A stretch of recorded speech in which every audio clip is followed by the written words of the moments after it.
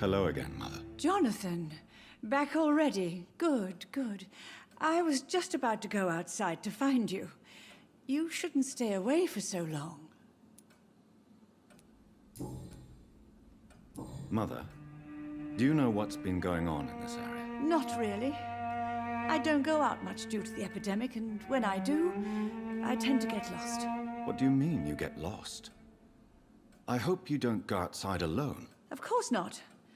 When I go out, your father always comes with me, but he leaves me there sometimes, and I have trouble finding the way back. Have you returned to Whitechapel Cemetery since Mary's funeral? I never want to go back to that awful place. Wait. I think I went back once. And you were there too. And Mary? No, that can't be true. It was just a bad dream, Mother. A nightmare, yes. Mary was so angry. I walked back home alone. If that kind policeman had not called Avery from the station, I don't know what would have happened. Do you need anything, Mother? Can I help you? I just want you to stay with me, Jonathan. Your room is ready. I asked Avery to make your bed. I'll stay as long as I can, I promise. Do you need anything else? Just one thing. Stop staring at me like that. As much as I love you, it breaks my heart to look at those empty and dead eyes. Why do you say Mary is visiting you, Mother? You know that's impossible. Why should it be? Are you not standing in front of me right now? Why should it be any different with your sister? But Mary really is dead, Mother. Yes. And are you not dead too? Isn't your father dead? And my grandson? And my son-in-law? You're all gone. But you all still visit me from time to time. But I'm not dead, Mother. I'm really here, talking to you, trying not to cry. Oh, it breaks my heart to have to tell you this. But of course you're dead, my darling boy. Just look at you, as pale as my Mary. Why do you What?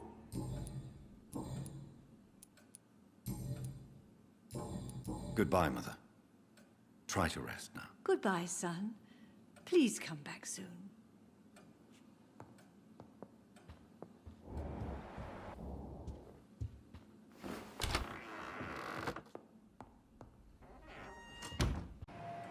Aubrey, I'm not sure visiting Italy is a good idea this time of year.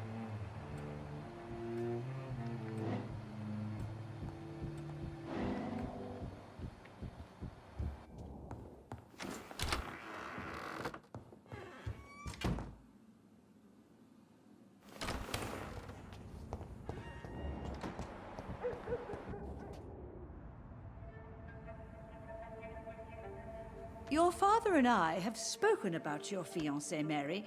We believe he'll be an honorable husband for you. We'll set a date for the marriage then. That way, I'm sure one of my children will give me grandchildren.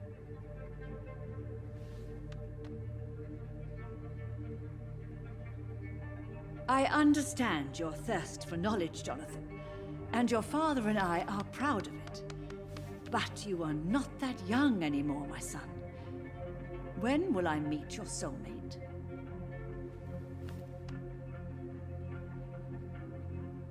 You can ascribe my romantic tendencies to my French origins if you want, Aubrey.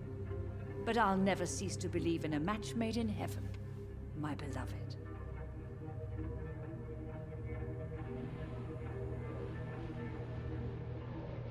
I really wish you could meet her, Mother. You would love her. It's locked, all right.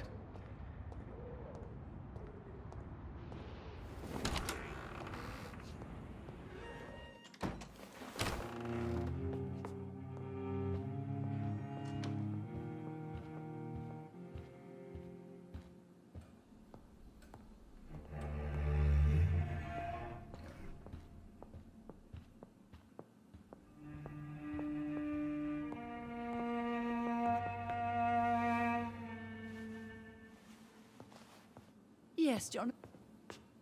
Hello again, Mother. Jonathan, back already. Good, good.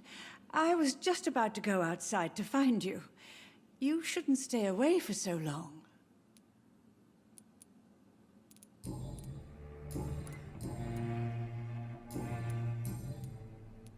Do you really see Mary and Father? Do you also see me as one of the dead? Yes. For many years, it was just a game.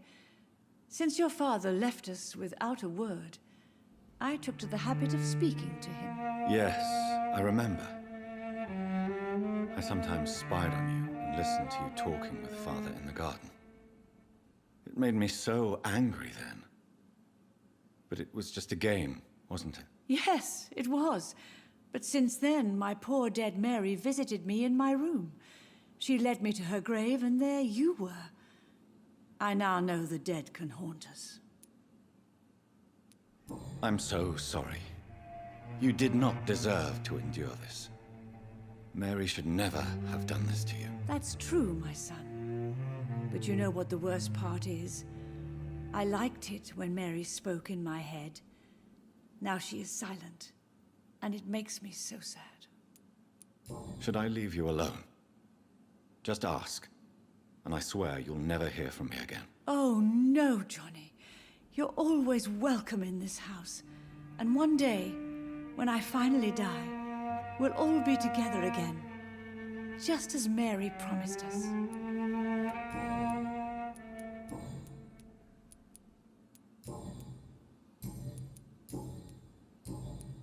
Goodbye, Mother. Try to rest now. Goodbye, son.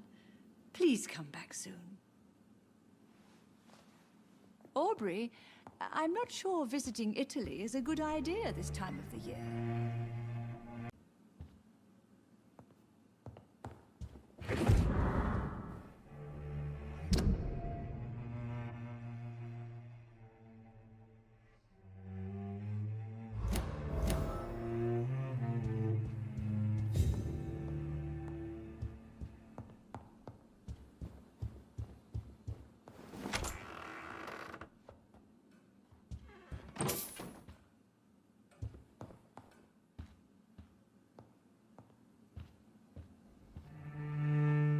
Good evening, Avery. Mr. Jonathan? I can't believe my own eyes. Oh, it's a miracle. We all thought you were... Oh, sir, your poor sister. What a tragedy. I know, Avery. I know about my sister's murder. Miss Reid expected you to return to assist with the funeral, right up until the last minute. Where have you been, Mr. Jonathan? We needed you here. How is my mother? Not well, I'm afraid, sir. Miss Reid is very fragile since the police brought her back home. The police? What happened? Miss Reid was found walking in the streets. She kept saying she had spoken with her son and daughter. She's resting now. Has she received appropriate medical care? I'm taking care of Miss Reid myself.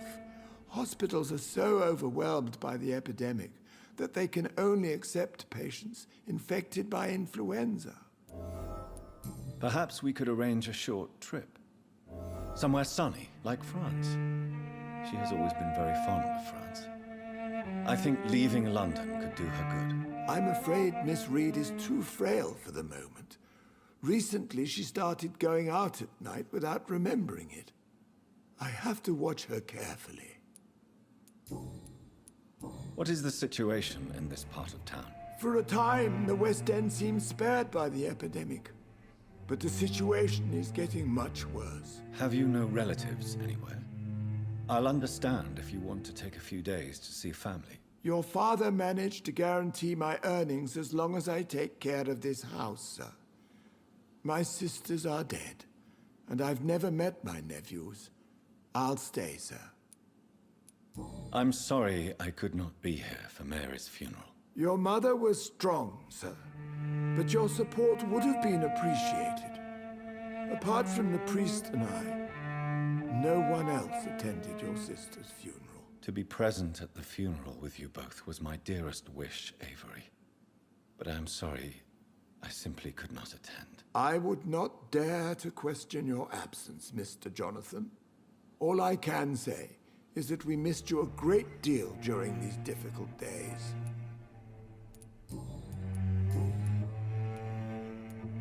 Do you know my mother speaks to the dead members of this family? Yes. I sometimes hear her speaking to you, Miss Mary, and her baby. Sometimes your father, too. So she thinks I'm also dead. And what about you? I believe she only sees her relatives as the dead she speaks to, Mr. Jonathan. It breaks my heart to see Miss Reid like that.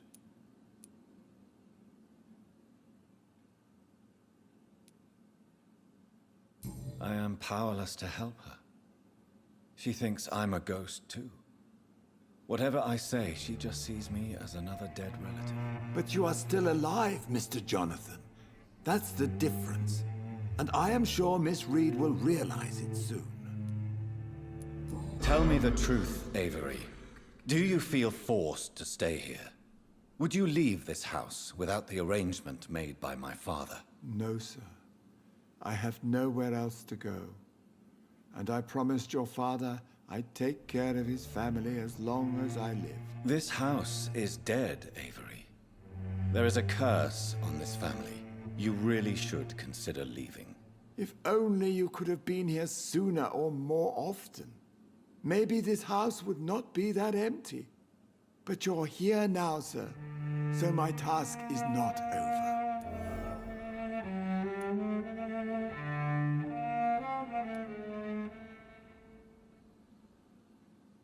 Considering the recent tragedies in this family, I'd understand if you want to leave or decide to serve another house. Then I will stay. All I ask is that you take care of my own funeral if I die before the end of the epidemic. No mass grave, please, sir. Do you really think I don't take enough care of my mother, Avery? Yes, I do, Mr. Jonathan. You clearly have something more to say. Speak your mind, Avery. I know you work hard to help the sick, but what will you do once the epidemic is over? My home is here, and I have nowhere else to go. But this house will need some improvements if I move here. Some radical changes. That's good news. Whatever changes you have in mind, I'm sure we will find an arrangement that suits your mother also. Goodbye, Avery. Please watch over my mother until I return. Of course, Mr. Jonathan. But please return as soon as possible.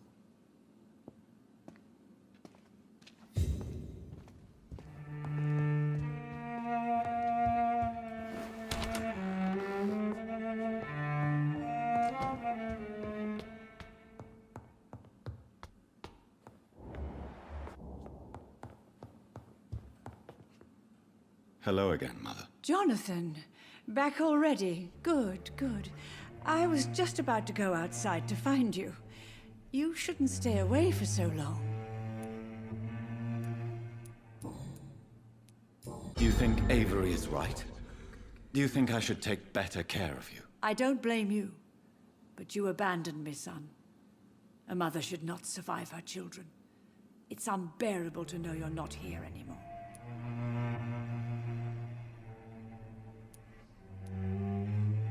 I know I have failed you since I returned. I even watched you bury Mary from a distance. From now on, I will protect you. You have my word. You don't have to apologize to me, Johnny. Do you think I did not notice how much you have changed? Have I changed that much, Mother? Am I still your son? You are still, and you'll always be. Despite your pale skin, your bloody eyes, and that echoing sadness in your voice. Tell me, Mother, how are you? All alone in this big house with only Avery to take care of you. I'm sad most of the time. Sad that you have left me here alone. Sad that you don't tell me when you come or go. I'm so sorry, Mother. It wasn't supposed to be like this. I was coming home. I was home. London, the Thames. And then it happened. What happened, Johnny? I lost my way. Somewhere between the boat and the house, my life changed completely. You should have told me, Johnny. I would have understood. You always were a secretive little boy. Goodbye, Mother. Try to rest. Goodbye,